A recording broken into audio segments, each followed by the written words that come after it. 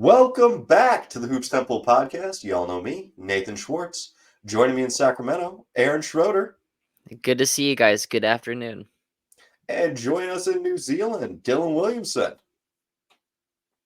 Somehow also good afternoon. Ooh. Wait, What how is time it is it? afternoon? I thought it was 11. I mean, it's close. He's cheating. We have a good afternoon, good morning, and good night here. Come on, Dylan. You can't be throwing us Good off. morning. We have our Truman Show entrance. We had it all Exactly. figured out. Yeah. What a movie. I was You know what we're I was doing? gonna We're stretch it and be professionals. like, 11 feels like it's afternoon, but like it's literally in the name that it's afternoon, so it is Really can't clearly stretch defined. that one. Yeah. Yeah. You can get away with it's always 5 o'clock somewhere, but I don't think you can get away with calling 11 afternoon. It's not okay to start drinking yet. It's Maybe 5 o'clock not. somewhere. 5 o'clock somewhere, yeah. 11 a.m. be- on a Monday, is that all right? Why not? But speaking of drinking, we're going to drink in the glow of some of the in-season tournament standings here. We're focusing heading into the final in-season tournament game day. We only have two teams locked into their positions. That is going to be Group A, Indiana Pacers in the East, and Group A, Los Angeles Lakers. I almost said Indianapolis Lakers. In the West, starting things off, gentlemen, what have you seen from the Pacers? They are 4-0 with a plus 9.7 differential in tournament play. The Pacers have constructed this insane offensive juggernaut. They're the best adjusted offensive rating of all time. A bottom 10 defensive rating, adjusted defensive rating of all time. They're playing basically like one read, 2 seconds or less. As soon as you cross half court, they're getting shots up as fast as possible. They have the worst. I mean, the defense isn't a construct of their play style. More so, they're just adapting to the players that they have. Like they don't have anyone that's playing any defense, and they're just leaning really far into that. And they've gotten into these awesome shootouts, and it can win you games. Every game is going to be about 130 to 130, but they've I think with Halliburton, he looks like he's taken that leap into something really special. We had him pretty good, like right outside the top 20 prior to the season, and I think you could look at like a top 15 at this point, which is I know it's not many spaces, but it's still a big jump to make. He's just an offensive machine. Like he's turning this team into what Dirk and Steve Nash were, or what Nash and the Suns were. I mean, he's kind of, and that's it. Like he's Nash-esque in the way he's running this offense. Yeah, I think last time we talked about them, they were having a great offensive run, and I brought up concerns about maybe some unsustainable three-point shooting, and that has like kind of regressed. Like everyone's kind of shooting what you'd expect from them, and also we're now deep enough into the season that it's a significant sample size. Like you can't have a hot streak for this far into the season. Some of that is going to be real, and the shooting isn't really that outrageous. So I think that the Pacers really are a legit offensive team, and it's just crazy that they are so bad on defense as well. I love the thing Aaron said in there, comparing them to the Phoenix Suns, because I've been watching them like, man, if only we could get them an Amari Stoudemire, if only we could get them this just devastating four to run pick and roll with Halliburton, because like, yes, they push the ball incredibly well, and I love watching Halliburton push it, and like he is one of the best creators for his team. Just the combination of his looks, his reads, him pushing the ball in transition, and then the defense has to react to him. They come to him when he's beyond the arc, and he's been scoring incredibly efficiently. And when they throw two guys, or when they push guys at him, then he makes the right read. Like this guy is shooting 50, 45, 92 right now. It's been fantastic, and just kind of looking at the teams that they played going through the in-season tournament, they took out Cleveland, they took out Philadelphia, they had the 300 plus point game against Atlanta, and then the big one was beating the Pistons, and that's where they get a lot of their point differential from, because the other three were close games. But solid competition to take Group A. And in their last game, they went on just a nuclear run to finish out the Pistons. I think the Pistons were up with like 6 minutes left, and that the game was a 20-point blowout by the end of it. They have that Mhm. ability, and the Pistons are the worst team in the league, but still, like that kind of fourth quarter, okay, like explosion is just really really impressive. And in that Hawks game, Halliburton had like 36 and 17 or something, and he scored no points in the fourth because the Hawks were just doubling him at like the other half of the other free throw line. Like as soon as he got within 75 feet of the basket. They were putting 2 guys at him. They were even wasting DeJounte Murray, their best, like, perimeter defender or defender for Halliburton, just guarding him in half court, basically, just saying, like, "That's fine, like, we need to keep him on Halliburton." Um, every team that's played close to this, and this kinda style has lost in the first round in pretty meh fashion. The '04 Mavs are pretty close to this. I forget the other team that plays like this. The Suns made the conference finals The Suns had an eventually. average defense, though. Those Okay, Suns teams fair. had average defenses, and I was looking at that the other day just to see, like, what's the difference, and they were the best offense and the competent defensively. This is like I think you're gonna be looking like a 45 win team. Um, I yeah, it It's just their depends on the their matchup. their Pythagorean win expectation is about 45 at the moment. Hey, I I'm do think fucking nailing this. I Sorry. I think that there's a chance that they improve defensively. Like I watched them play Toronto, which is another 130 to 130 game, basically. And Bruce Brown is a good defensive player. Miles Turner can come over with the weak side protection. And Jordan Nwora was playing. He hasn't been in the rotation this much early, but he provides some really strong defensive minutes. I I'm not going to promise you that it's going to be above, 20, but I think if they could get to like the 20th best defense, that could go a long way. And I think they do have the personnel to make that happen. I mean, Buddy Heald is a pretty competent small forward defender at this point. I know Aaron's going to push back because you don't want to say anything nice about Buddy ever, but No, but I the don't. numbers of Buddy guarding bigger players are pretty strong. I think if they could get a decent four, I mean, Obi Toppin is serviceable, but not good. So fun Uh, though.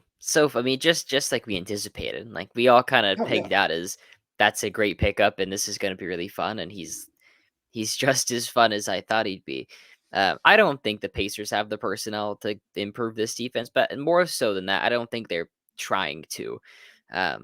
They're playing a play style that is going to warrant tons of points scored against them, and they have the worst point of attack defenders in the entire NBA with like average rim protection behind them, essentially like above average. Like Miles Turner can cover, but he's not going to make up for Halliburton or for Buddy Hield.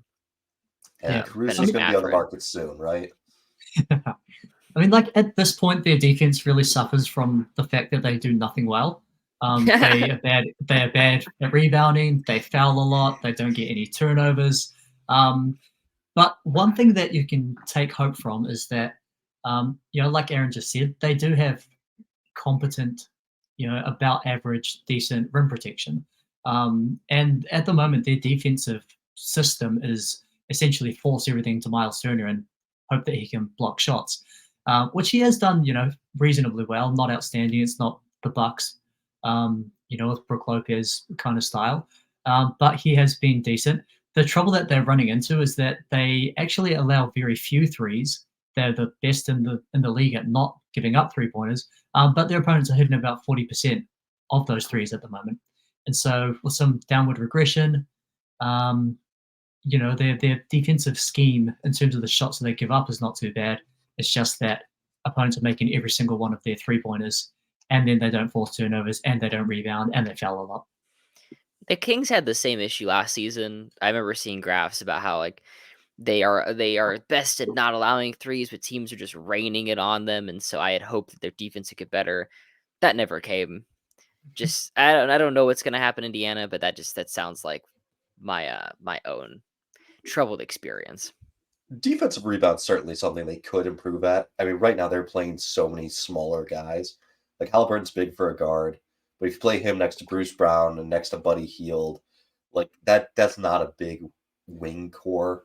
And then Obi Toppin is just garbage at rebounding. Like that's what Miles really Turner too. separates. Yeah, Like Turner has never they've been a good rebounder. yeah they've limited the offensive impact that he can have because they've always tried to play him with another guy, like a Sabonis or whatever, someone else that can rebound, because to make up for his inefficiencies there. Man, if they could get Sabonis, they would have a really good team. I was gonna say Right. they should trade for Davion. The Kings Pacers pipeline should just keep going. I gotta mention though, the Pacers are in one of the best spots in the entire NBA. Their roster is basically all not under contract the next few years, except for Halliburton. Like Halliburton's on this massive deal, and everyone else is expiring or expires next year. And so, like this team could be built. They have a shot here to build something really special around a really special player, and they're not locked into to any of these guys. We'll have to see if they can get him another star. Hey, maybe they can bring in Julius Randle, get a multi-time All NBA presence next to Halliburton. Please don't. How about the best way to ruin a good offense? Bring in Zach LaVine, have him hold the ball for 18 seconds every play. You don't need more offense there. There are other teams that could use a Zach LaVine. Indiana is not one of them. Moving on to Group B, we have the Bucks currently up. They've won all 3 of their in-season tournament games. They have a plus 13 differential. Behind them, you've got both the Heat and Knicks, who are 2-1, with a plus 3.7 differential for the Heat, a plus 6 differential for the Knicks. The Bucks play the Heat, and there is a potential that if the Heat win, they would have to win by a significant number to flip the differentials enough to overtake Milwaukee. So if the Heat win, Bucks could hold on to the spot. If Heat win by a lot, Heat could take over. Or if Heat win and Knicks beat the Hornets by a lot, then Knicks could take this seed. Gentlemen, what are we thinking? Who's coming out of the spot? Who this grouping interests you? It's all perfectly clear. All makes perfect sense. The Heat aren't beating anybody by a huge amount. They have to win by 2 or 3 points per game. That fucking team crawls back and just bites me in the ass. They're only 10-7, but it just feels like they're gonna hang around. They had such a slow start. They turned it on, and now they finally got to 500 or above it. They're gonna coast for the rest of the season. I can't fucking stand them. I have to note that Milwaukee, we were shocked at their deficit, but now just 13 points heading into the fourth quarter. We'll have to keep an eye on that one. Obviously not in season tournament play, but yeah. But we have had some strong Bucks play of late. We finally had Giannis and Dame get going in the same game. Also the same game where Brook Lopez put up his career high or tied his career high with 39 points. I got to say, I watched the game, and as good as Brook played, I feel like they still want to do Adrian Griffin's trapping defensive style, and that just doesn't look good with Brook out there. So, like, there is some butting of heads of personality and of skill sets. I don't know what's going to take for them to just start Pat Connaughton. Or maybe it's the fact that they just don't have a good enough bench. But it feels like he makes a lot of sense in that starting lineup. Over who? Well, right now over Middleton because he's not playing. They put in Andre Jackson Jr. But I wouldn't mind him over Beasley. I feel like he is a better connector and ball mover than Beasley. Although Beasley's been a slightly better shooter this season. I don't know. It's been weird. I mean, I really thought that Milwaukee was going to come in and just blow the doors off of people. And the in-season tournament, they have. But 11-5, they took that loss to Boston. That I wish I felt better about how competitive they were. Yeah, and the big thing with them this year is that their defense hasn't been up to standard. They're doing a lot of things that they've done well in terms of like rebounding, for example, they're still good at. Having those two big guys on the floor at all times. But like you were saying, Nate, the defensive scheme just isn't the same where they're able to really protect the rim. And that's where a lot of the damage is actually being done on them, which you wouldn't expect from a team with Brook Lopez, who's just this mountain that sits under the rim and no one can shoot over, and Giannis, probably one of the best help side defenders, maybe like of all time in terms of non-center players. But opponents are shooting really well at the rim, and a lot of that's got to come down to scheme. Like we did suspect, probably a defensive regression having Damian Lillard, who's a defensive liability. It makes it hard to play that scheme that they have succeeded in with the drop bigs when your point guard can't get over a screen at all. The way that they had Drew Holiday. So it'll be interesting to see whether the scheme is something that they can adjust to build a better defense, or if this is going to be just a mediocre defense despite having, probably the best defensive player of the 2020s. I really think they can figure it out defensively. But we really kind of thought this was going to be a juggernaut offensively. We thought the Dame Giannis pick and roll was going to be so good right off the bat. And I've been a little bit disappointed in Giannis. I don't feel like he's rolling the best. I feel like he does the Dame Giannis pick and roll and like kind of stands there, doesn't move as much. Also, just look at his numbers, and there's some weird droppage, which is like he's rebounding less, he's getting fewer assists, his turnovers are up, but he is scoring more efficiently. So like having Dame is freeing him up some, but I don't know. It's I feel like if you were Milwaukee, you really wish you could have hired a coach after making the Lillard trade as opposed to prior, because it just doesn't seem like it's all fitting together. They're the 5th best offense per 100 possessions and the 22nd best defense. The offense is coming along, and 11-5 is a great record. I mean, they're getting wins with Brook Lopez and with Dame. And obviously, with Brook, they were able to build schemes that made him like a defensive player of the year candidate. But prior to his time in Milwaukee, like in Brooklyn, he's like the worst defensive center in the league, Yeah. and was in and whatever scheme was being run there wasn't super effective. He just is. He has slow feet and bad anticipation. At least he did in for the Nets. Can you have a good defense or a great defense that has Dame and Brook Lopez on the floor at the same time? Because it feels like you kind of need certain schemes to make both of those guys work. Where I mean, Brook was this just insane rim protector because they had like Drew Holiday and Eric Bledsoe and always had really good defensive point Mm-hmm. guards to help on that side. But Dame isn't going to be able to cover that, and then it makes Brook look way worse. And I know he's a good defensive player now, and I know it's possible. And so it's like, okay, like, do you just have to accept that this is going to be an average defense? So you're saying they need Davion Mitchell to play with Brook in those minutes, Hmm. that way they can be a lockdown defense, and then they bring in Honestly, the Portis Lillard lineup and go more switchy and attacky. yeah, honestly.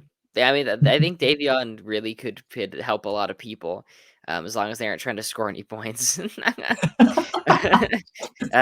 I think when you readjust his like he is a utility guy, and if you're really struggling with point of attack defense and really have no one to guard guards, he's great for that. In like 10 minutes a game, 15 minutes here and then, but he can't be your everyday backup point guard because your team simply will not score when he's out there.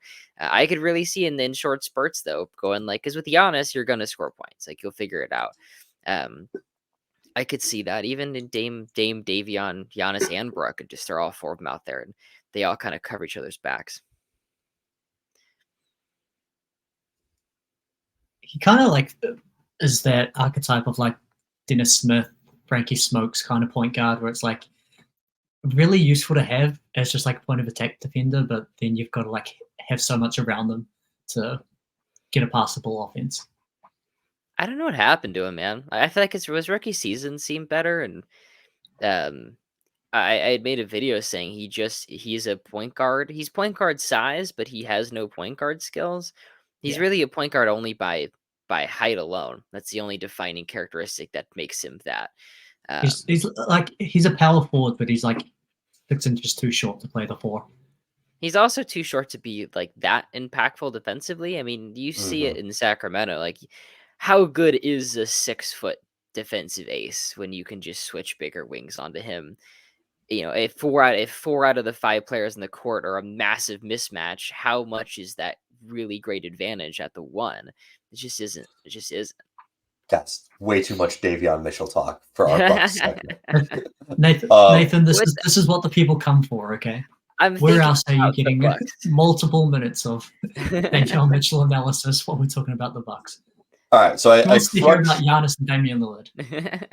I crunched the numbers of what it would take for the Knicks to make the Group B champion.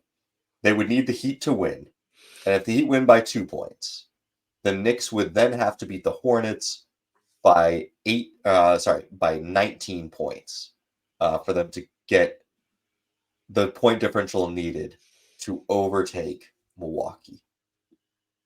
Wow. Do the Heat play first? Like, will they know the result before they go into their Hornets game? You're asking me what time these games are. Is it enough to tell you that they're the same day? Let me see here. These games are both taking place on Tuesday. Milwaukee is going to play at 7:30, and the Knicks are also playing at 7:30. So it will be Okay. games will be happening simultaneously. I think it's safe to say, safe for all of us to predict, that the Bucks will be the winner of Group B.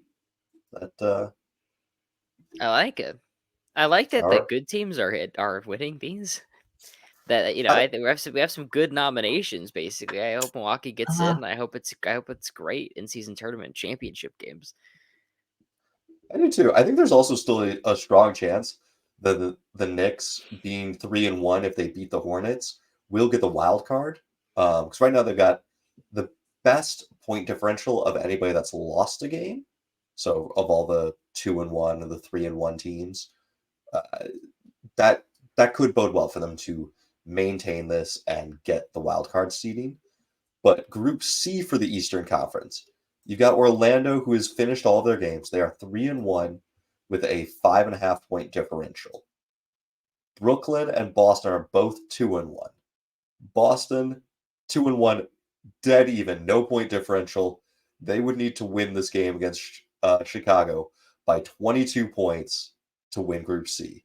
I mean, Brooklyn playing Toronto, they have a 2.6 point differential. They would need to win by 12 points or more to surpass Orlando. How are we feeling about Boston's chance of winning by 22 against Chicago and Brooklyn's chances of winning by 12 against Toronto? I feel fantastic about Boston's chances to beat Chicago by that much. Uh, especially if they're trying. Like, if they know that there's a goal that they have to achieve, they're like, okay, we have to stomp this team. Like, the Bulls in the last 2 weeks have gone 2-6. They're just not very good, man. Boston's kind of fallen off a little bit from their Nate is in the dark, gone forever into the abyss. I use a dark setting on my thing because I stare at the screen so much Gotcha. during my day. But also I turn off the lights when we record because it's sorry. All right. Should Well, have thought about this. Boston has fallen off quite a bit from their like 70 win pace to just a very good team. Um, they're still kind of working out the Jalen Brown thing with this. Like Brown had that got the huge money, has not been great. And we nailed that, by the way. We had him outside our top 30 heading into this season. Got a lot of pushback from that. People wanted him like top 20, and it just hasn't been close to that, unfortunately. But Tatum has been as good as he always is. And yeah, Boston looks great, man. I mean, they're a 5-man lineup. Their Drew Holiday, Tatum, Brown, Kristaps, and who gives a shit lineup is awesome. Just they dominate people. I was Googling to try to find what the Vegas spread was on Chicago, uh, Boston, and it's Boston -9. So they would have. I feel like that's a pretty safe bet to really be going for now. Oh, if you know, hey, they have to win by 22 uh, to get this position in the tournament. So I that said should who be one to gives a watch out shit for. For the Boston lineup, that's Derek White, by the way. My Yeah. apologies. It's it's I've Drew Holiday, White, Brown, Tatum, and Kristaps in 397 possessions, the most by any, or the second most by any five-man group, plus 28.2, which is You know, they just don't lose. Go ahead, Don. interestingly, the only five-man lineup that's better than them with over 150 positions played is the new Clippers starting lineup with James Harden and Terrence Mann. Whoa, a little Terrence Mann action. I'm not going to Terrence acknowledge Mann James action. Harden. Really, I think Terrence, we need to Terrence give all Mann. credit to Daniel Tice because as soon as he showed up there, the whole team was just turned around. It was Man, nothing that's to do fair. with playing 2 games against the worst team in the league. That's true. Did you Yeah. guys play? San Antonio twice. That Oh was what my snapped our lord. losing streak. Oh, speaking of the worst teams in the league, the Wizards are coming to Detroit tomorrow. Oh Tickets yeah. are dirt cheap. You gotta Like I go. can get like mid-tier, like near center for like $60. I'm talking like 10th row of like the lowest bowl. Man, I pay extra for that. But it's the Wizards versus the Pistons. It would I also be pay my wife's first time going to an NBA arena, first time watching an NBA game. She'll never go back. Is this the experience that I want her to have her first Yeah. NBA game at? It's rather that than the Pistons getting mopped by an average team. It's the Tank Bowl, dude. You could explain these are the worst teams in the league. Enjoy it. You get to see Cade versus Uh, Kuzma battling missing isolation jump shots. Mm-hmm. oh, Hey, I'm going to. I won't go too long about this, but I'm going to the Kings Warriors game on Tuesday. I'll see Draymond's first game back. see, Let's that go. sounds like a much better game. I'd way rather watch Pistons Wizards. Wow. Oh I don't want to god. watch us lose to fucking Draymond, man. That's ridiculous. We'll get to there because that game has pivotal implications to Group C of the Western Conference. But to write our course back into I'm sure Aaron knew about that when he Boston. bought those tickets as well. Oh yeah. To write our course back into Boston, have you guys felt like Kristaps Porzingis is the second best Celtic? Yeah. It's not Jalen Brown anymore. It's like the fifth best player on that team. I wasn't sure if that was too hot of a take or too spicy, but like I watch them play, and every time if they're out there, like KP and Tatum are insane together.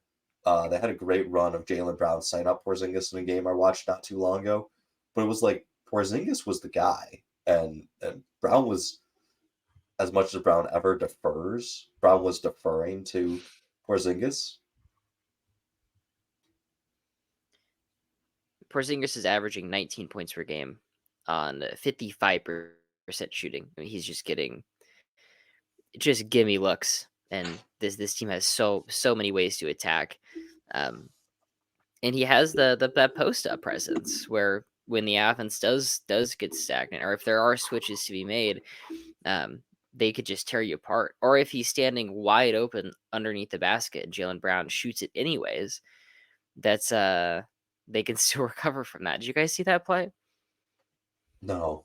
No, it was like to tie the game, and Kristaps. It was way down in the fourth, and Kristaps was just underneath the basket, as wide open, like literally no one's around him, and Brown shoots like a wing three, even though Kristaps is just looking at him with his hands up, and he misses.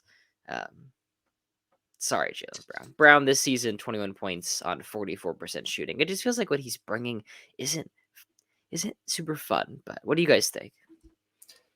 I was listening to another podcast that suggested Boston trading him to Philadelphia to Trojan horse tank Philadelphia and ruin the vibes there. And I was just like, it's not a bad plan. Just Trade Jalen him Brown for for Nick Tobias Batum. Harris. I'm interested. Like, I don't know. I think Boston's going to click even more than they have at this point, and I'm just scared that they're getting Title 18. I don't like it. There's no part of me that likes this. I'm praying for an injury. Not really, because I don't want to see guys get hurt, but kind of.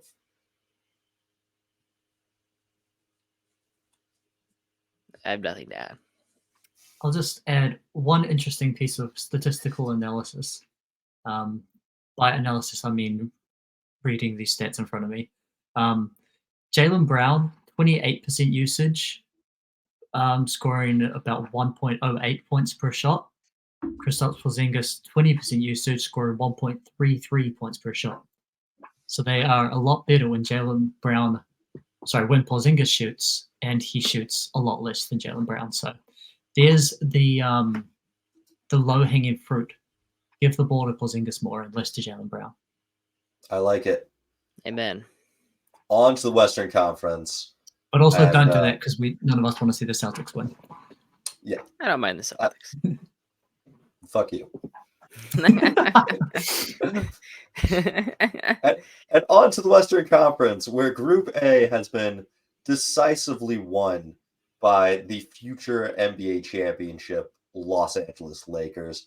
I will allow you guys to start the apology form in whatever fashion you so choose. Wait, I did 2 weeks we ago, did we skip the Magic? Were the Magic in the last group? they were. They've already Oh. locked in. They're three. Do you want to talk some Magic? I We can feel like delay the it's Lakers. necessary. I feel like it's necessary. They're Sure. what's their record? Like They're 12-5 or 3-1. something? Uh, In overall. yeah, 11 and overall 5. 11-5. If they are second in the East as of this recording, I believe. Man, Orlando. Check them out. I think Best we're seeing defensive rating. yeah. Per 100 possessions second, which I'll nitpick a little bit.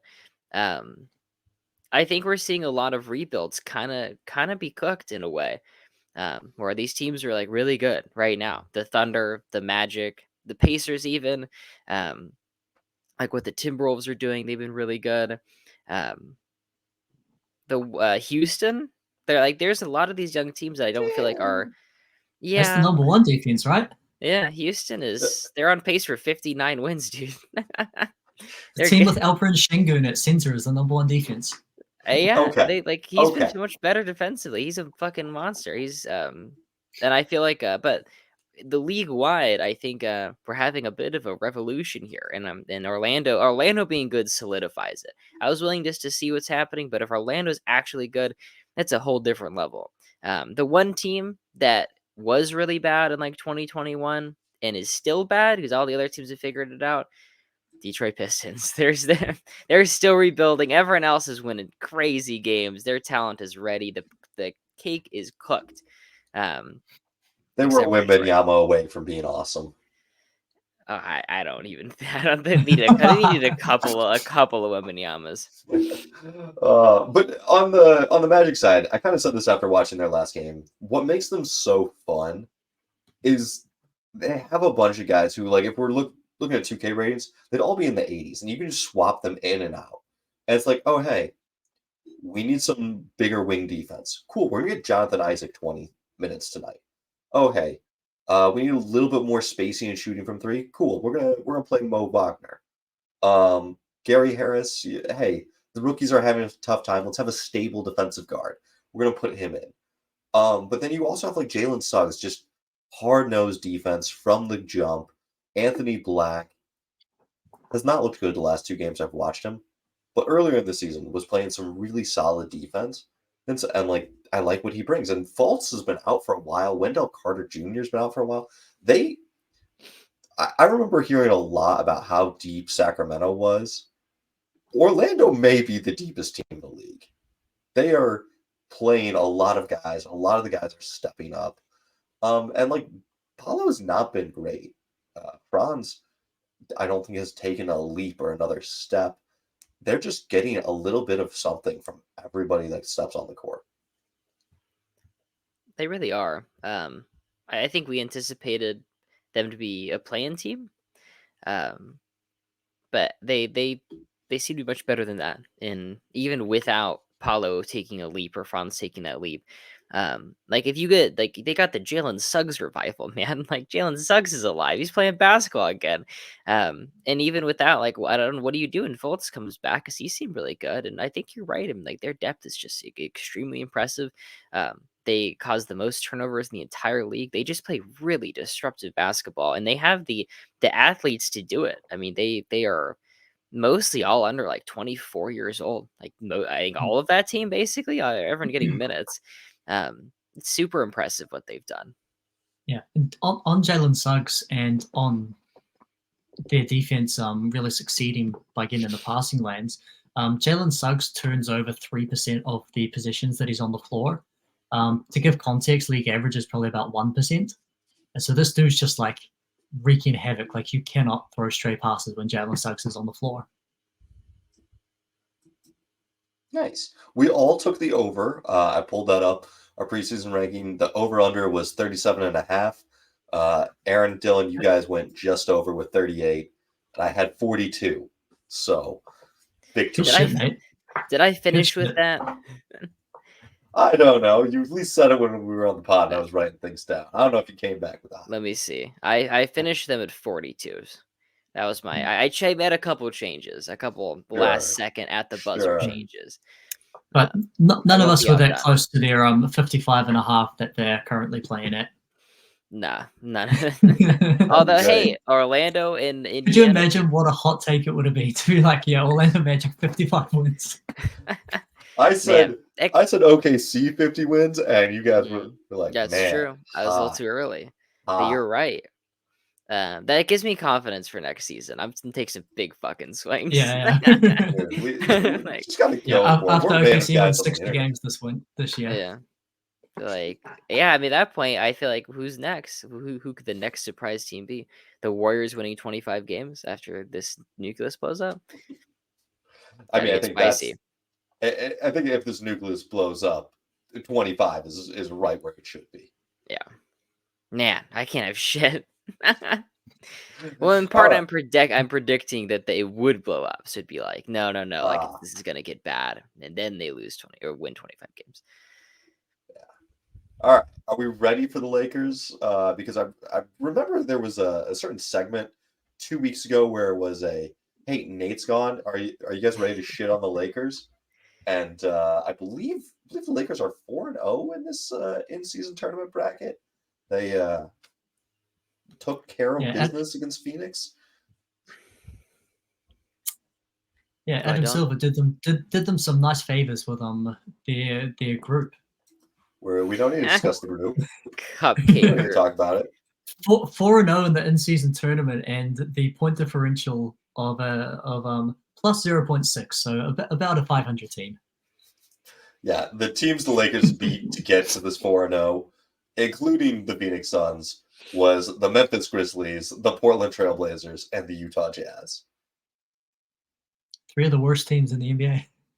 Yeah, basing this off of last year's standings was dumb in the beginning. Like, I don't know why we didn't just do divisions. Yes, the Pacific Division would have been a bloodbath, but like, it would have been more fun. We could create some regional rivalries. Instead, you just gift LA a cupcake schedule, which I'll take it. I like it. Give me my Lakers praise. Tell me how great they are. All right, I'll go first. They're the best fourth quarter team in the league. Right, currently they're outscoring teams by an average of 4.2 points in that quarter. You just have to have like a 15-point lead heading into the fourth. Like if it's 10 points, it's gone. You're not going to be able to stop that. The offense they run in the fourth is really impressive. Like LeBron is going to score like 6 points off of layups alone. Like Davis gets to his spots. They find open shooters where I think a lot of other teams like Dallas breaks down into isolations in the fourth quarter, just kind of running like, all right, this is our guy. He's going to get us a bucket, where the Lakers continue to run just that they pull out their best plays. Like they play their best Yu-Gi-Oh cards, dude. Like they put them down on the table. Like this is our best basketball. And it's good stuff to watch. Yeah, you had the TikTok the other day about the players that lead the NBA in fourth quarter scoring. And number one was the king himself, LeBron James, who historically, I don't know if he's really been like a closer kind of player. Like there's always been this sort of narrative that he needs a Kyrie or like, that sort of player, someone to get his team over the hump in the fourth quarter.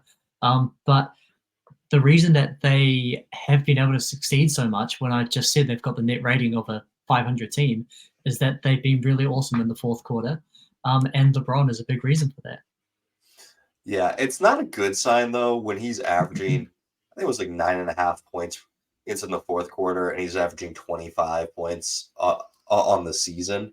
So like you do kind of see him. He's waiting, he's conserving his energy, and he's hoping to be able to turn it on. Because I feel like everyone knows that if LeBron turns it on too early in the game at this point, he's not going to have it at the end. And so the Lakers do kind of fall behind early, and then if it's out of reach, they just shut LeBron down.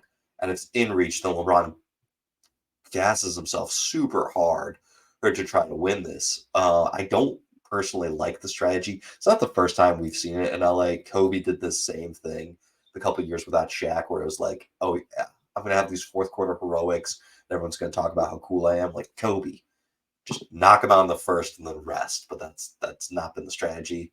My big worry with the Lakers is like we do not have other guards. We do not have ball handlers. They moved Reeves to the bench, and I think that's a great move for him because he's been really captaining those bench units. But like we lost Cam Reddish, and if you told me losing Cam Reddish was going to hurt, I would have thought you were crazy. But he's been playing really good defense, and now we've been forced to throw Max Christie into the starting lineup, which hey, MSU guy, one of the non-problematic MSU guys. It's fewer and far between right now, but hasn't been good.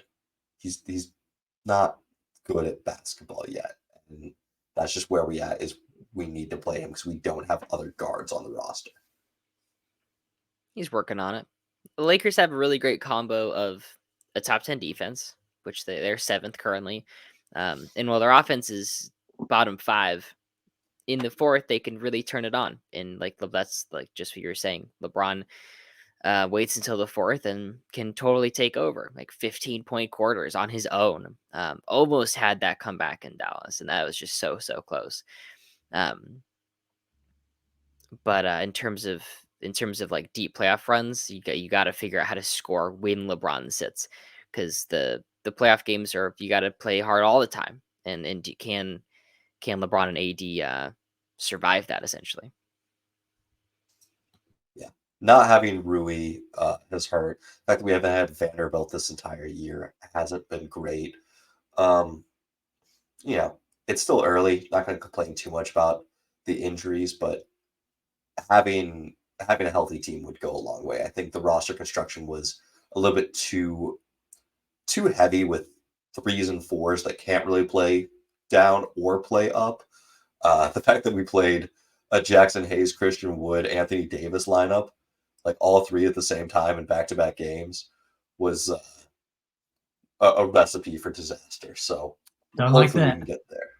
No, but also in Group A, we've got the Phoenix Suns, who at 3-1 with a positive 8.5 point differential, they are likely going to be the wild card team. I've tried to figure out some other scenarios of who else might be able to get it, and I think it's going to be them. I can't really figure out a scenario where someone else, unless Minnesota just demolishes OKC to get a massive point differential. Um, I'm 99% sure that Phoenix will be that wild card team. What are you guys seeing from the Suns other than the elder abuse and how many minutes Kevin Durant is playing?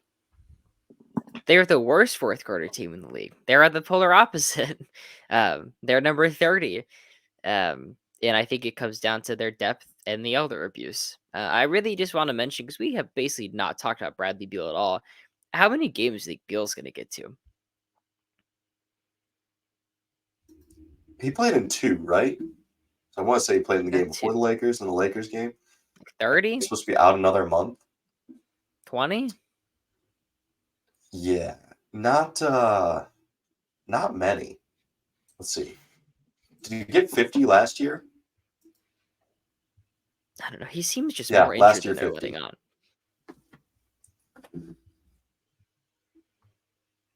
Yeah. Was it him or Booker that was initially a toe injury? That was Booker. Okay.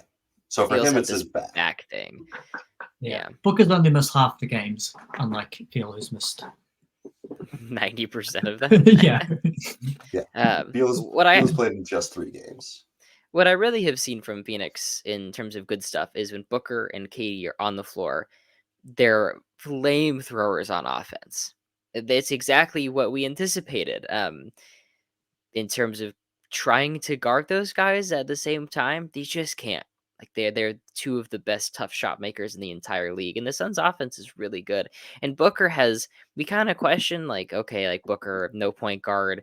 They have 2 shooting guards. But Booker has been facilitating really well, making great passes, getting his teammates involved. That's like superstar shit. You can be a star and be a great scorer, but that level of facilitation is the difference between like the 11th best player and the 5th best player in the league. He has been ridiculous. And when he's played in the lineups that he's played in, they have been really good. Suns starting lineup with Booker, with Eric Gordon, Grayson Allen, KD, and Nurkic is plus 27 per 100 possessions, and they put up 136.8 points. So when both of those guys are in, like they are fucking humming. The offense is absolutely blowing teams out. The difficulty comes when either one of those guys aren't on the floor. It's a real lack of playmaking. They tend to ISO. And coming into this, like one of the holes that was poked in this roster was a lack of a point guard. They don't really have a facilitator, on the roster outside of the guy whose name we were always forgetting. Booker? Always forgetting Devin Booker. Jordan Goodwin. Good. And like that would be probably okay when you've got Bradley Beal and Devin Booker, who are both like a 1.5. You put those together and you've got an average of a whole point guard. But when you don't have that, and you don't just have 2 otherworldly offensive talents, the offense really tends to struggle. Suffers. I mean, I think it's pretty safe to say that the best playmaker, best connective joint passer, the guy that moves the ball the best, aside from Durant and Booker, has been Yusuf Nurkic. Like, his connective passes, normally off of one of them creating, then they hit Nurkic, then Nurkic moves it and gets the assist. Like, I don't think a team with Nurkic as potentially the 2nd or 3rd best passer is getting there. Like, thus far, Nurkic has held up incredibly well. He's been a good scorer, a solid rebounder, really nice passer for them. But I still am expecting him to break down at some point. I don't know. I don't think they've addressed any of the issues. I think they've been good at all the things that we thought they'd be good at, and the health has been much more concerning. Nurkic is better than Aiden. Nurkic has been better than Aiden. Yeah. I'll toss that one out. I mean, yeah, that was the right call. Did you see the Devin Booker quote after their matchup? I saw the one before where he said, I don't know when that was actually, about how he hopes Aiden tries that hard all the time. Was that after? Yeah.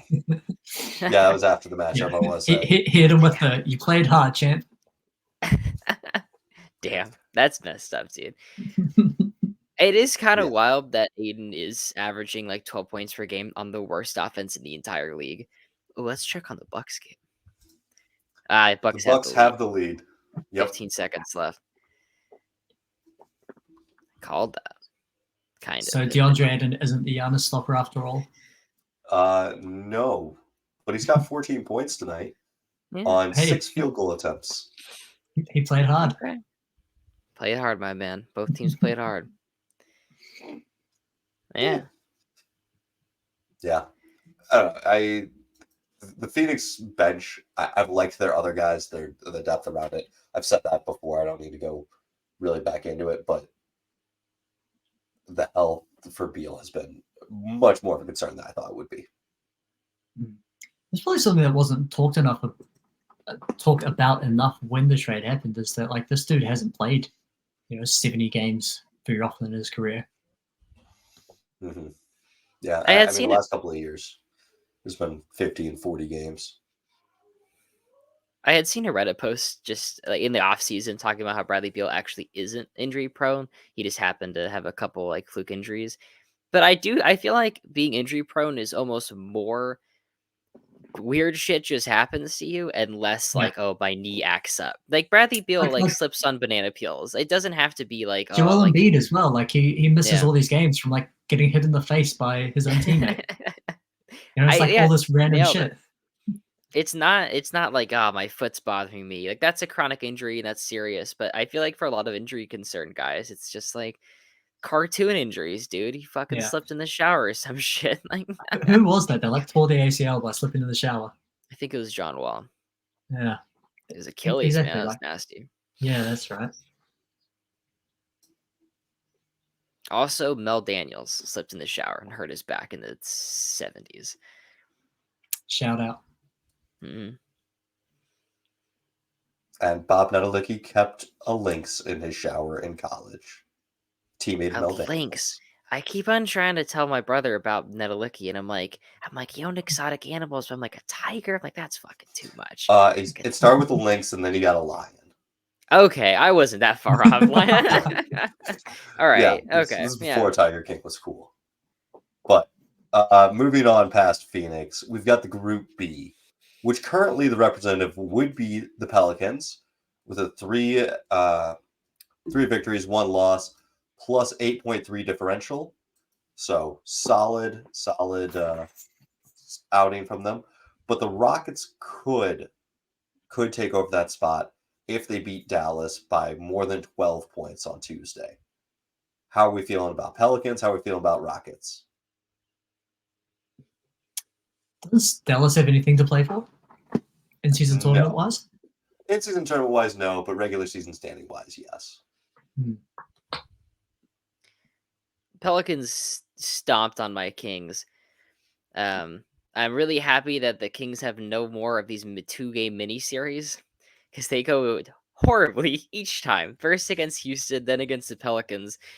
The Pelicans just have a ton of front court size and depth and length and other adjectives. Have you seen And this new kid Hawkins they've got? Jordan Hawkins, their rookie? I have. Someone keeps commenting on my videos to make a video on him. I just don't have enough information to people be like, I don't know, he's really good, dude. He's fucking awesome. Can you tell us more about Jordan Hawkins? More in-depth So analysis? I've been doing my box score watching series on TikTok, and the dude came out and just was like an abysmal shooter. Like first two games, just terrible shooting. What's this? The OKC game. I pulled it up here. 4 for 19 from the floor. 2 for 13 in from three. The next game, 1 for 7 from the floor against Detroit. 1 for 5 from three. And I was like, man, how much is this guy paying the coach to be getting these starts? But then he's picked it up. He's been shooting a lot better of late. I've been watching them play. I just watched the Jazz game earlier today, and he's got long arms. Like I mistaked him for Herb Jones with how long his wingspan is. Yeah, he's gonna try to shoot. He's a little bit, honestly, kind of reminds me of like the young, like teenage Kobe in the NBA highlights of like I'm daring and I'm gonna go for anything and shoot shots that I shouldn't. But like when they go in, it's great. And I like to see the confidence from the young guy and the long arms. I'm pretty high on what he could be. I don't think he's there yet, but he will 100% be on the all rookie teams. Yeah, you heard it here first, folks. Jordan Hawkins is the next Kobe. And they actually do need that from him. Just if you look down this roster, Aaron made a good point of all this front court depth, a lot of size. Their best lineup, which they've been starting since I think CJ's back now, but he missed some time, and they went to Dyson Daniels at the one. They had Dyson Daniels, Brandon Ingram, Herb with as their 1, 2, 3. Like that's all guys that are 6'8" with like 17-foot wingspans. But none of those guys are elite shooters. And so when Jordan Hawkins gets in the game, like his role is very simple. It's you're the only one in a lot of these. I mean, he might be the only like real plus shooter on the entire roster. And so Trey Murray. his role. Yeah, Trey Murphy, although he's injured, he's probably not going to play for. Yeah. This So year. Yeah. So yeah, he's Hawkins is like the one real positive shooter, and he has a very clear role, which is you need to move off the ball and you need to shoot if you are somewhat open because we can't get a lot of shooting. But that lineup with Dyson Daniels as the point guard has just been stomping teams. They're plus 30 per 100 possessions. Man, that is really good. I'm really not sure what to make of New Orleans. They did lose CJ McCollum with just wild injury, punctured lung or something. Mhm. And then that obviously hurts him. We talked about their shooting, and getting him back will help whenever he makes his return. The Pelicans just seem so up and down. Like they even now are just 9-8 on pace for 38 wins in terms of their net rating. But they've been playing really well as of late. And I'm just not sure where the roller coaster is going to take us next because what they did to the Kings and what they've been doing recently has just been they look like what we wanted them to look like, which is just this super athletic team that gets the rim like crazy and has Zion just dunking on people. I just want to see if they can sustain that at least slightly above average play for like a month, 2 weeks. Yeah. Yeah. They struggled at the start of the season. They had a lot of guys out. Jose Alvarado's just came back. CJ McCollum obviously just missed time. Herb Jones was injured, so they were going quite deep into the roster. And those guys have all sort of come right around the same time. And they over the last 2 weeks they're the sixth best net rating in the league. So if this is more indicative of their true play, this team with most of their guys healthy, then like maybe that slow start can just be attributed to losing some players. But the fact that they're so good on offense with Dyson Daniels, Herb Jones, Zion, and Valanciunas, all these guys that can't really shoot well, is concerning. Well, Val just doesn't shoot a lot, but he's close to 40% from three this season. I went and checked because I kind of forgot, but Matt Ryan, and I've had a lot of people ask me for Matt Ryan videos. The real Matty Ice out there, he had a hot shooting stretch for them. They do have shooters. It's just I don't know that the roller coaster will ever end as long as the team is dependent on Zion, and he's going to be in and out of the rotation. Like they lost to the Jazz, and they lost to the Jazz without Zion.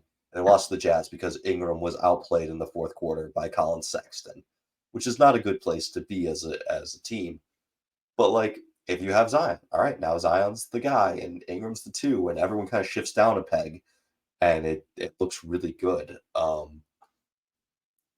Which they've had a lot of that. So I hope that they can hold on. I'd like to see them in a single elimination in style. I feel like that could bring back some March Madness vibes and be a lot of fun.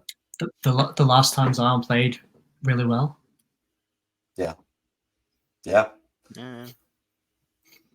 They look great. It kind of reminds me of the Pelicans Suns first round matchup that went to 6, like 2022. I'm like, man, this Pelicans team like has a lot of pieces, and even now they've built on that. And I had them as a 44 win team heading into this season. Feeling good about it. Yeah. And for anyone listening, if you need a new, big Australian point guard that you can cheer for, go check out a Pelicans game and look at Dyson Daniels. Ben Simmons no longer our best friend, new best friend, Dyson Daniels. Nice. Daniels also got like 5 steals the other day. Like, yeah, he's a 6'8" point guard with like long good arms. defensive chops. Yeah. Good instincts. So barring Houston just absolutely demolishing Dallas, Pelicans will hold on for Group B. In Group C, the Sacramento Kings are currently undefeated. If they win, I've got a 3-way scenario here. If they win, sorry, 4-way. If the Kings win, they will hold on and represent Group C. If Golden State wins, but barely, the Kings will likely hold on because of a massive point differential. They're plus 9.6. If Golden State wins by a little and Minnesota wins wins their game by a ton. Minnesota would have a 3-1 and potentially a point differential enough. Or if Golden State wins by a ton and Minnesota either loses or doesn't win by a ton, maybe Golden State can get a big enough point differential. But the Kings are in the driver's seat. Aaron will be our eyes and ears on the floor live. Aaron, what are you expecting? I'm expecting to get our asses kicked because the Warriors beat us every time. Yeah, I'm expecting Asses Draymond to kicked by come a in. little or asses kicked by a lot? Oh, what does it matter at that point? I mean, it's all the same. It's Well, the all. It's point all. differential No, it here. matters. Yeah, you guys have a good Um, point differential right now. Am I visualizing a heartbreaking loss that I am bad on the drive home, or something I leave in the third quarter?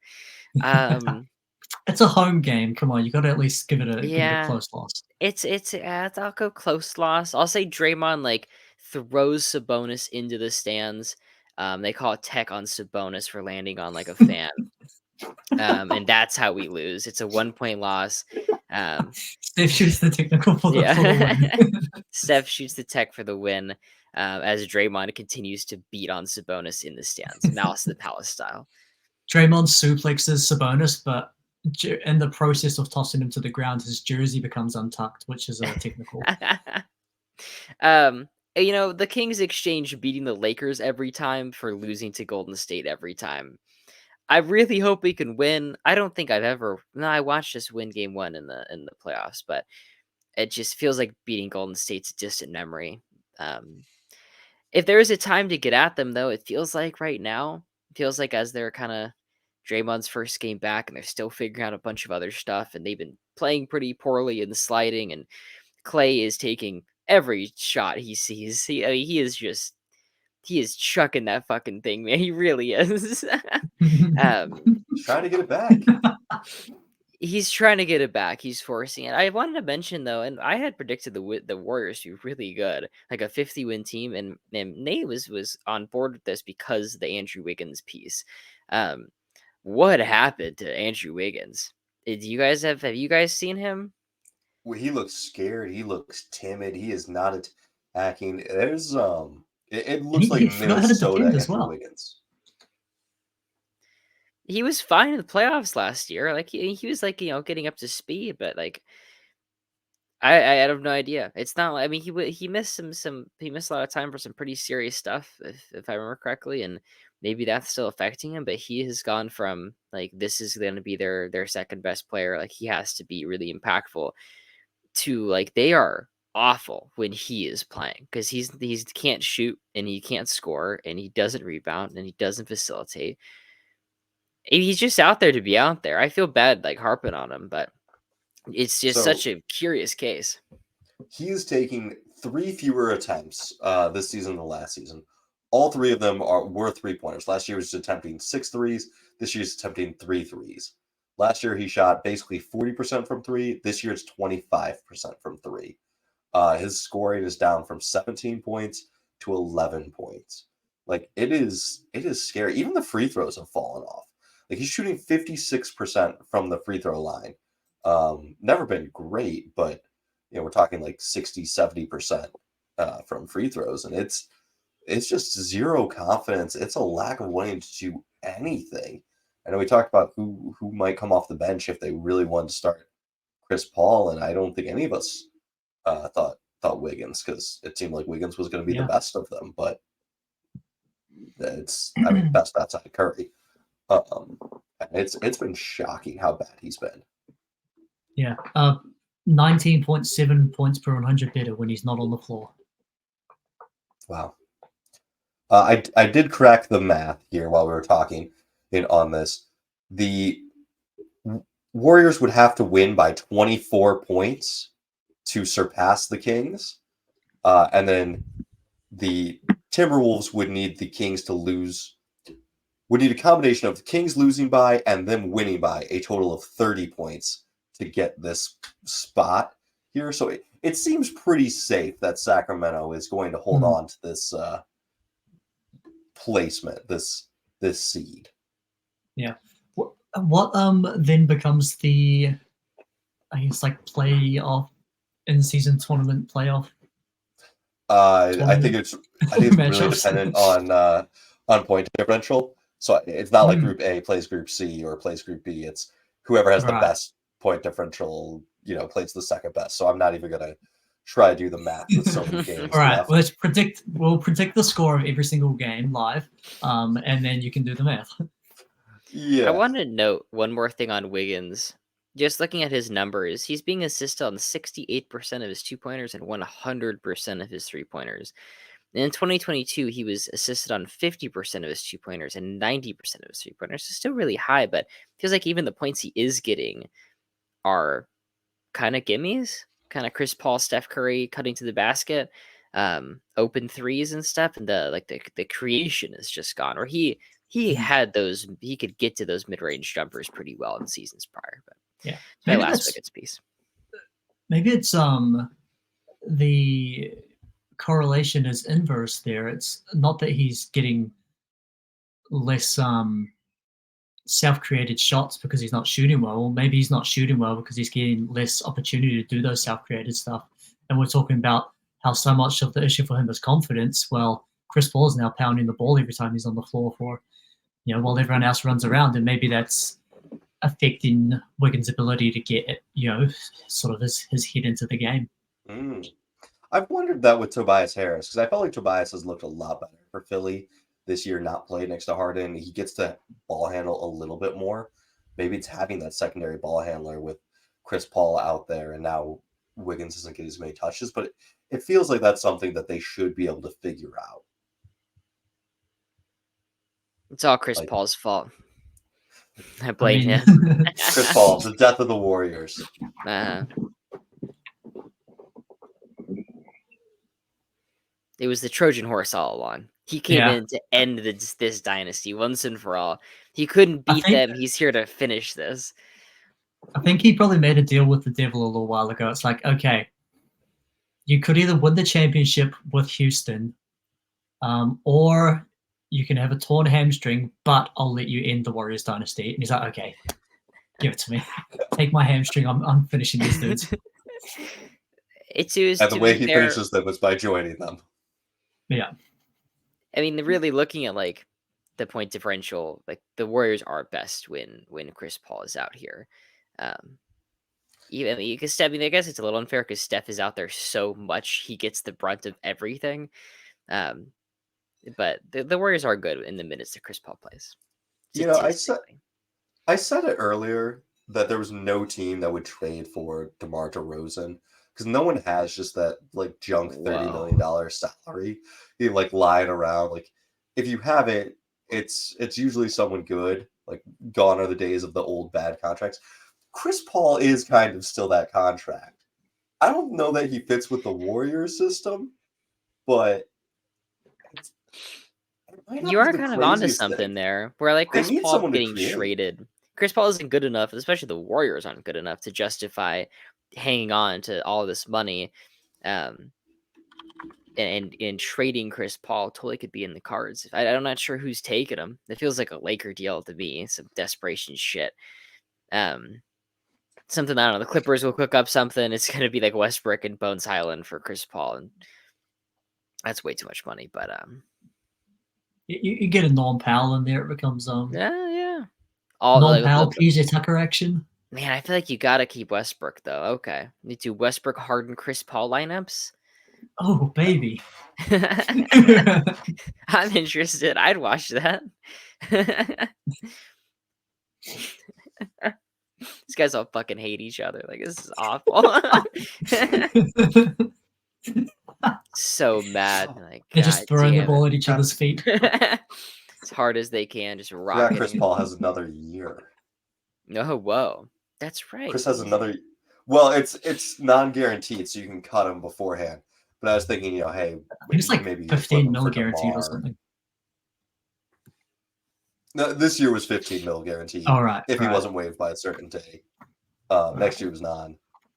Nice. But I was thinking, like, hey, you send him to Chicago, and like maybe Chicago could work out a better buyout for him. But probably maybe maybe you'd give up some money. Like if you can't work a buyout for DeMar, work a buyout for Chris Paul. It just, yeah, there's We found it. We found the DeMar destination. I don't think that's a good fit at all. I don't think DeMar can fit on any contender anymore. I just don't see it. He's not a good defensive player. He's cannot space the floor. And it used to be worth it because he was such a dynamite scorer, but now that he's just like a pretty good one, it's not worth it. It's just he could be the first option on an awful team, but you can't put him next to a superstar because he can't space the floor and needs the basketball. I mean, Golden State needs someone who's willing to score the ball. They need someone who is going to have some aggressive and attack tendencies. And hey, if that's not going to be Andrew Wiggins, could you get Wiggins in that deal? I mean, you could probably do Wiggins instead of Chris Paul. In Golden State, we've got Levine and Wiggins. We've got this. Minnesota reunited. If I'm Chicago, I think I'd be okay with that. I would take a flyer on Wiggins because DeMar DeRozan's an expiring contract. He's walking. He's gone. Unless he's like masochistic and wants to keep playing for Chicago. I don't know. I haven't thought about that piece. I would make. I mean, we just said that he struggles so hard to, it's a real difficulty to find a team where he fits well. Chicago's never going to blow it up, so maybe they are the only one that's willing to offer him a decent contract, and he'll just be back. Maybe. The Midwest, yeah. I'm telling you. Yeah, we'll figure something out. But all right, so Sacramento, how have we been feeling about them thus far this season? Because they're likely representing the West, or the Group C in the West. It's up and down, man. It really is. It depends if we're playing a team back to back. Ask me after those miniseries, and we're the worst team in the league. That second game against New Orleans was closer. We were trying to get Trey Lyles back into the rotation. He looked pretty rusty. But we got a really great win against Minnesota. Minnesota's a really good team. I still feel really good.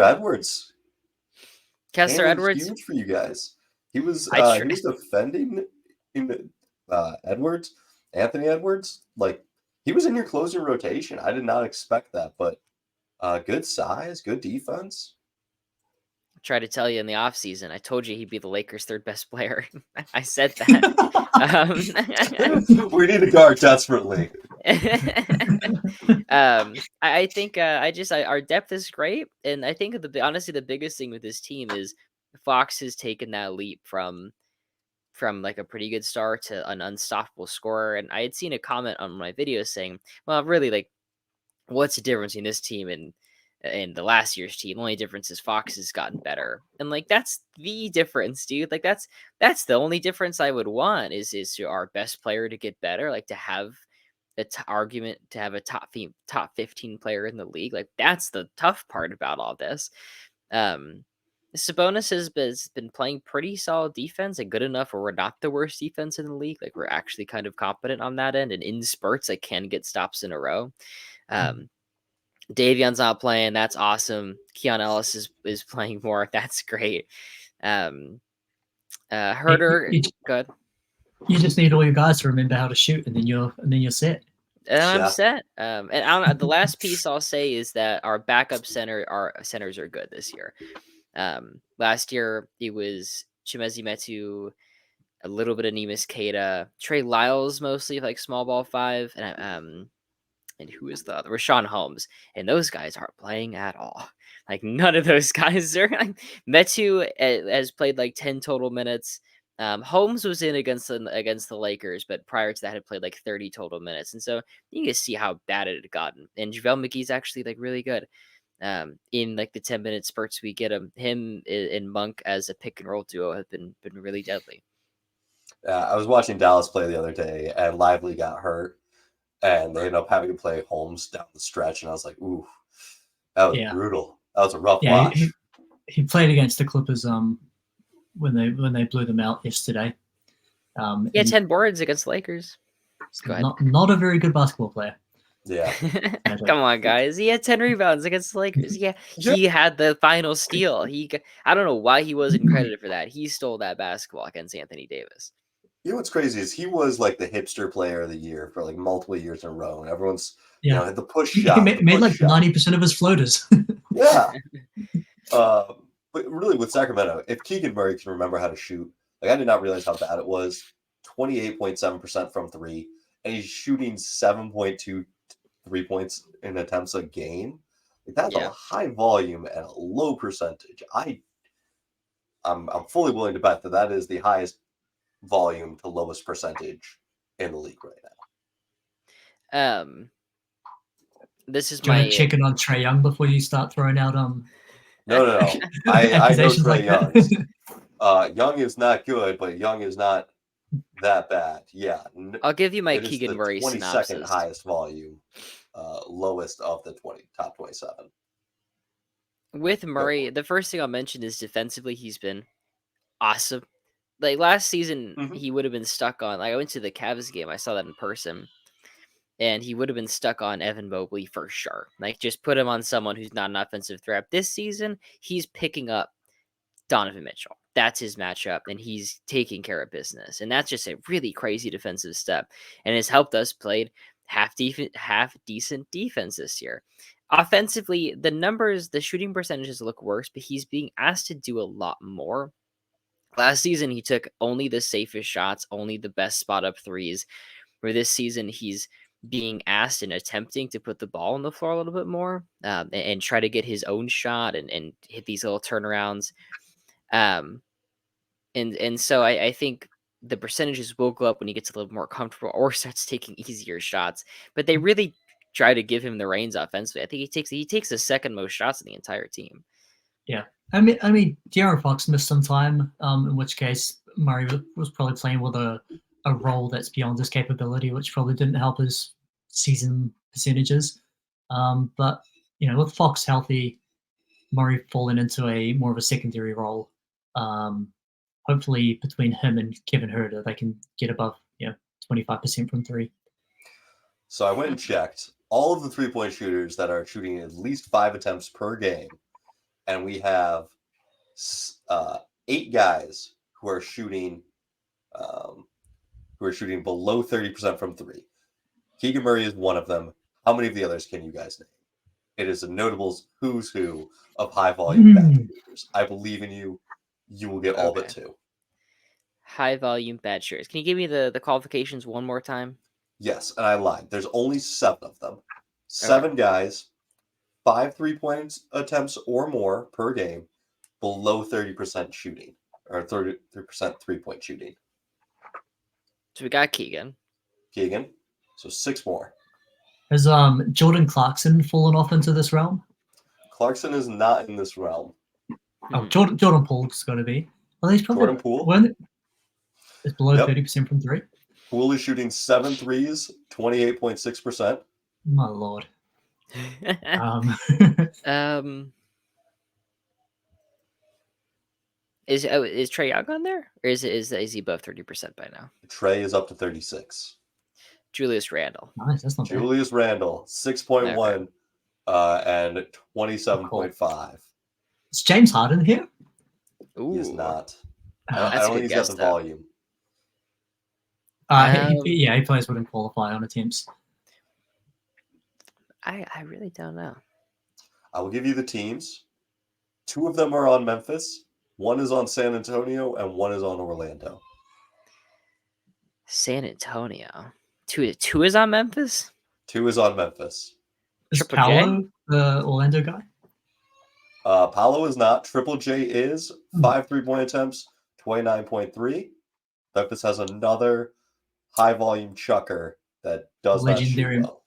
Marcus Smart. Marcus Smart. Yep. 5.5, 29.5. I do like though when Dylan says Marcus Smart. I can connect all like the history of like Australia and the British and the Boston area all at once because it's like almost there. It's all the same accent for It's just that one name. yeah. Marcus Smart. It just all connects in my head. I'm like, okay, I get it. The other 2, because I don't think we'll get there, are Franz Wagner, 5.4, on 27.9% shooting, and Victor Wembanyama, Mm. 5.4 attempts, 26.7% three-point He's shooting. been launching them. He really has been. Man's getting shots up. Respect the hustle. 30% usage rate, Victor Wembanyama. Oh, really? Yeah. Oh, God. And I honestly though, I think they should have more, like 50%. That Spurs team is terrible. He should have the ball every Yeah. time. We're actually passing to fucking Jeremy Sohan. Well, Devin Vassell was out for a minute, and it was Keldon Johnson also missed a few games in there. I was like, ooh, this team is not good. Not good. Worst net rating in the league. After a nice start. Yeah. They beat Phoenix, man. They beat Phoenix. It was the greatest game of all time. Both of them. Yeah. The blowout and then the steal at the end. All right. Well, so just to put a lid on the play-in tournament or the in-season tournament groupings, looks like from the East where you're going to get the Pacers, the Bucks, and Orlando potentially. Boston would have to make a pretty big victory over Chicago. And then the most likely wild card is going to be the Knicks, provided they can beat Charlotte by a relatively decent margin. So who do we think's coming out of the East between the Knicks, Orlando/Boston, Milwaukee, and Indiana? Dylan, go ahead. I think the matchups will be important in those among those guys. Yeah, well, we don't know the matchups. So just go for it. Give me a team. The Pacers are going all the way, baby. Hell yeah. Pacers win the East. Aaron? This is it for the in-season tournament? In-season Just to tournament. clarify? Okay. Yes. Man, the Pacers are built for some shit like this. I'm gonna go Orlando. Spicy Yeah, that'd be pick. the other one. It's like Yeah. because they're such a grinder, like they're gonna be in every game. Mm-hmm. I feel Whereas, like I don't. The Pacers could easily just lose a shootout. Yeah. Mhm. I feel like I don't trust Boston. If Boston were to even get in, they still have to. They're on the outside looking in, but a really good game against Chicago is relatively reasonable. But I feel like if they made it, they're just so 3-point dependent that in single elimination, I don't like their chances. Yeah, I think Orlando might be the safest call, but I'm going with the Pacers to come out of the East. I love it. For the West, it is going to be the Lakers, the Suns, most likely the Pelicans and Kings. Who are we picking from this quad grouping? I don't know. Not quadruped. It's not a strong showing from the West. I'm taking Sacramento. As long as I feel like the Pelicans already got it all out. They got the bad juju out of their system. They whooped on us a couple times. And I think we match up. We beat the Lakers every time. And I think we're an awful matchup for Phoenix. I'm going with the Lakers. I fully believe in the Lakers' fourth quarter abilities. Also, they are leading the league in fouls drawn. That's a shocker. Yeah. Really? Are you... Yeah. The ability to get to the line, it helps you win games. I'll take our Lord and Savior Herb Jones is going to not allow anyone to score on him, and he's going to carry Pelicans through to represent the West. I love it. And I should correct myself. The Lakers are not leading the league in fouls drawn. They're leading the league in fewest fouls given and sending the opponent to the line the least amount of times, while being like top 6 in drawing fouls. That's so. I feel like that's worse. Number one foul differential. Yeah, that's worse. Yeah, That's just yeah. They had tons of fouls, and you can't breathe on Anthony Davis. He tips over like a fucking stack of cards, dude. Well, gentlemen, any other thoughts at this juncture of the season? I think we got it out there. It was an hour and a half. There's nothing left to be said. We skipped over Houston. Congrats, Houston. You built a competent team. Their starting 5 is really good, and Şengün looks a lot better than last year. I still have some Jalen Green stock. That was a superstar, but yeah. He's like the least exciting part of Houston. Yeah, but That's good for them, getting passed over a lot. I think that's the best case scenario for Houston is that Jalen Green was the least exciting part. If they could get to that, they're like, yeah, we built a good team, and he takes easy shots, and Van Fleet's like 10 If he could assists finish a a game. layup, it'd be really good. He's working on it. I talked to him. Like he says he's working on it. Good. All right. Well, Aaron, where can people find you? Possible Chairs on TikTok and this podcast all the time. Awesome. Dylan, where can people find you? On the Hoops Temple podcast with a slightly different, very plain background. And you can find me here. You can also find me, Nate_HoopsTemple on TikTok. Also, email us, hoopstemple@gmail.com. We'd love to hear from you guys. Thank you for listening.